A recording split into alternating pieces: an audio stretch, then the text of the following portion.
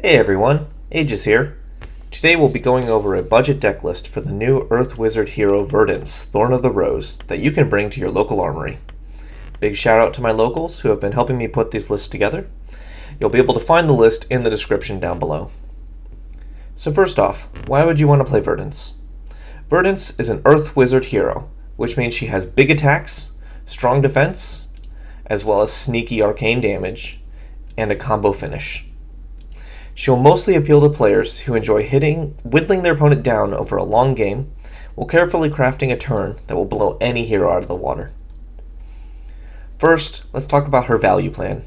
Similarly to Guardian, Verdance's early turns will look like blocking with a few cards and sending one large attack back. The best attacks for this plan are Cadaverous Tilling, Earthform, and Fyendal's Fighting Spirit, all of which can generate 8 or more points of value depending on the game state. While playing this value game plan, you'll also be trying to fill your graveyard with Earth cards for Decompose. Decompose is a keyword you'll find on many cards in the deck that instruct you to banish 2 Earth cards and an action card from your graveyard in order to generate an additional effect.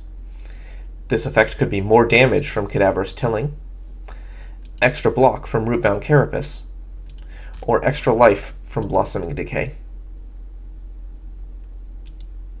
Not only do these Decompose plays let you make powerful value swings, they also feed your hero ability. So remember, in the early game, your priority is to get Earth cards into the graveyard, either by attacking or blocking with them. And special shoutouts to Fruits of the Forest, Yum Yum, which can be discarded, then banishing them to Decompose. Verdance's ability is that when she has 8 total Earth cards in Banish, whenever she gains life on her own turn, she can send a point of arcane damage at the opponent. On its face, this ability isn't the most important, but it pushes her value game up a step and allows her to start attacking on multiple axes. It also turns her signature card, Heartbeat of Candlehold, into a powerhouse that heals for 3 and deals 3 arcane damage to the opponent. This is a card that's pretty bad in the early game, but since it's a blue, it's easy to pitch early for it to show up later in the second cycle. Now for the part where the hero gets interesting, her combo.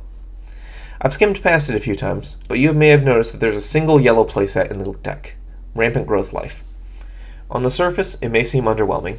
It gains 1 life, then buffs your next arcane damage source by 1, making it, on its own, only 2 points of value, maybe 3 with your hero ability online. The card gets a little out of hand though with just a few extra supporting pieces. Supporting piece number 1 is Healing Potion. This non-blocking item can give you 2 life, but requires a whole action point to set up. So until Verdance, it hasn't really seen much play. However, if you can get 1 or 2 down before your combo turn, you can seriously pop off. Here's an example of just how much damage you can do with even a small combo. Start the turn by breaking a health potion to gain 2 life, then place Sigil of Solace or a similar card to gain 3 more life. Then, use Rampant Growth Life to gain another life, pinging the opponent if your hero ability is online, and amping for 6. Then, you can pitch a blue to activate Plume of Evergrowth, getting the Rampant Growth you just played back to your hand. You can then play it again, gaining a life. If your hero's online, you'll have to decline the trigger here. And then you'll amp again, amping for a total of 13. You can then activate Surgent Aethertide for 14 damage, which will then buff your next arcane damage spell. It could even be something as unassuming as Photon Splicing, which will now be dealing 16 damage. So in total, you've gained 7 life and dealt 30 or 31 arcane damage with only a potion on board, Rampant Growth Life, a life gain card, 2 blues, and an arcane damage source. Because so many of those cards are non-specific, it's really not a hard turn to set up, and has potential to go even bigger with more potions on board. Now let's talk about the rest of the equipment. Barkskin is the one legendary in the deck, and while it's not strictly necessary for the deck to function, it's a very important card to help you survive to your power turn. On its own, it can block 2 and then 1 before it breaks, but once you get 4 Earth cards in Banish, halfway to turning on your hero, it gets supercharged by giving you an embodiment of Earth when it blocks. This can enable all your non-attack actions to block 1 extra, effectively filling your deck with 4 blocks that can cover even the widest Aurora turns. Goliath Gauntlet is a simple piece that adds 2 damage to one of your attacks, allowing you to attack just a little bit further above rate. Finally, Well Grounded is a really solid option in the leg slot, where once you get 4 Earth cards in Banish, it can block 2 points of damage.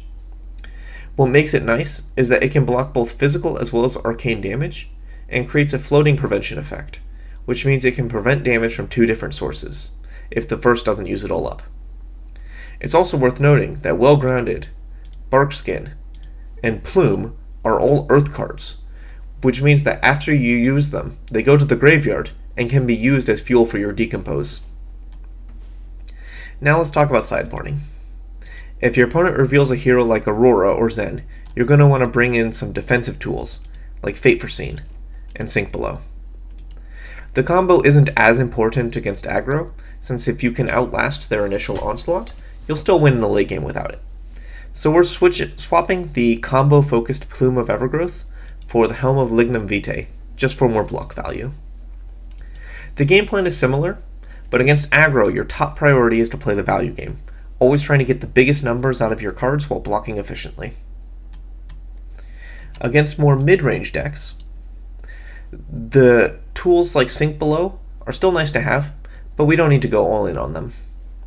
This is, in a sense, the most normal configuration of the deck, where you're looking to play a value game while setting up a combo turn. If your opponent is slow and tanky, maybe something like Count Your Blessings Olympia, then a 30 damage combo may not be enough to finish the job, and so you need to go even bigger. Value is less important if the opponent is planning to block it all, but it also means the opponent is giving you all the space you need to set up the full combo. If you can get 3 healing potions down, maybe even line up a Harvest Season to trigger on the combo turn, you can unleash a combo so potent that no hero could ever survive it. This all-in combo may require you to use your pitch stack, perhaps pitching important cards like Harvest Season and Rampant Growth together to make sure they show up together in your second cycle. Illusionist is tricky, because while they're generally slow enough for you to combo them, you can't afford to let up pressure against them. Send your big attacks to control Ward and Spectra auras, but you do have a very strong tech card in the form of Summer's Fall. This Decompose card can get rid of an opponent's aura just by attacking, no hit necessary.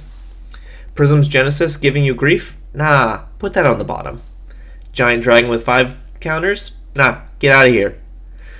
With 6 copies, you should be able to create enough tempo swings to force through your own game plan and come up on top. Against Wizard, you mostly follow your normal game plan, but try to be aware of your opponent's game plan as well. Against Kano specifically, you have a silver bullet card in the form of Oasis Respite. If you can catch his Aether Wildfire with it, he basically can't win. In the Verdance Mirror, things can get rather tricky, as both of you will be trying to whittle each other down while digging for the combo. Acilio is a little goofball, who I think may be better to treat as an aggro deck that you want to bring in 3 sources of Arcane Barrier against. Now at the bottom of the list are some cards that you can think about investing into when you have the budget to do so. The most important ones are Felling of the Crown and Plow Under, both of which disrupt the opponent whilst threatening big numbers once you have 4 Earth cards in Banish. Many players feel like 4 Earth is more significant than 8, because enabling Felling and Plow Under is worth more than your hero ability. Aether Arc and Destructive Aethertide are just the 2 best blue arcane spells that can occasionally force the opponent to block them. Scour is some nice deck against Illusionist and Runeblade, since it can blow up their Spectral Shields and Rune Chants. Finally is Stormstriders. While Verdance isn't the best Striders wizard, it can give her that extra reach to send 4 out of 5 points of arcane damage on the opponent's turn for a killing blow. And with that, I will bid you adieu.